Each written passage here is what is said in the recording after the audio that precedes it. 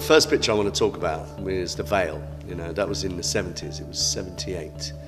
I worked with a guy called Serge Krulikov. He was the photographer, and we did it on a girl called Lorraine Chase, who was like a famous actress at the time. And it was really a technique of using weaving to create something very, very intricate and really detailed. It was quite an intense time of creativity amongst a few of us, you know, like Robert Roberto, Trevor Sorby, and you know, all different people, Andrew College. Everyone was trying to do things a bit different. So for me, it was like the starting point.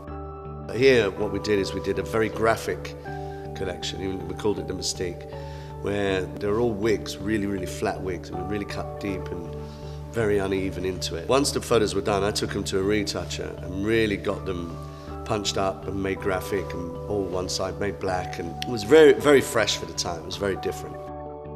And it then showed me that, hold on, I can take photographs now, and then play with them after. And I think a little bit of my frustration was that it was never really capturing how I saw the hair, but capturing how the photographer saw the hair. And then I realized that I had to be the photographer as well. And then we came to the 90s, when you saw Calvin Klein and you saw all the kind of ads on TV, white background, people moving around. We had gone through the 80s and everybody was just cutting and leaving and scrunching and whatever, and everyone had forgotten how to blow dry. And the standard of the way they did it had dropped completely because there had been a lack of it for about 4 or 5 years. So we instigated by doing a collection. We got all the hairdressers very excited about it and wanting to learn the technique, which really, everyone that was young at the time saw it as an old-fashioned thing, but all of a sudden it became new and modern again. Getting that kind of very fresh, natural light kind of feel. Very commercial hairstyles. In fact, it's really, really commercial, but done on beautiful girls, modern clothes. It looked really strong.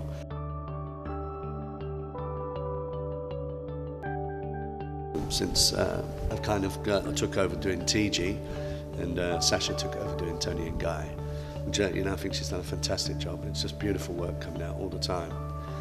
But for me, it was a new challenge to really get in behind Tigi. Here's a shot that's really worked strongly with Jiv, who's our stylist. But it shows a much more coutured kind of thing. We've done a lot of different textures and effects with the hair, and almost like making it like cobwebs and stuff all over the hair. It's just everybody adding a little piece. I've got Nick Irwin and Akush, Bodhi. Have been working with me very strongly, especially with some of this fantasy work. Graffiti hair with graffiti makeup is something that me and Pat worked on. The hair is actually like that. Then I got a friend of mine, a designer, that worked then on graphics and put more stuff on top. It's almost like you've put, you know, in part of it, like you've sat a cup down and it's left a ring on it, you know. But it allows you to really do some creative stuff, and that's the kind of thing I like doing. Here again, we worked on location, and it was done for an American magazine. Fantastic place, and it's an old embassy, but they've kind of left it. The walls are just kind of, you know, crumbling away, but the colours that you get out of it are amazing. They've got all these old kind of bits of furniture in there, as you can see, and then we've just perched the girl on so she looks a bit like a bird. Her hair's made to look like a bird. My wife, with my daughter in fact, Georgina and Pat, did the makeup there with all the feathers. So then that instigated the hair, because, you know, she had just had a short haircut, and we made it look like she had 2 little horns or little wings or whatever. And it worked out great. I wanted to do things with lenses, so you could maybe put a lens in front of the eye and the eye would look bigger, or by the lips, or a little bit of the hair. It was actually for a show where we'd have these lenses and you could go along and you'd see the detail of hair. You know, it didn't really kind of work out, but that's how the vision was at the beginning. Here I worked with a guy called Kei Kogami, who's a fantastic fashion designer. But we made the outfits and then we played around. So it's an interesting shot.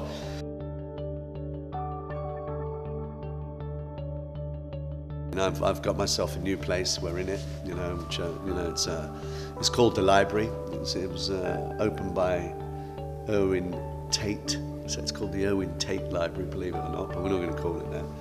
But we've called it Mascolo Space. You know, it's a space for me and Pat to have a new creative environment where it can just give us the next step of what we're going to be doing. So, you know, we'll see where it takes us.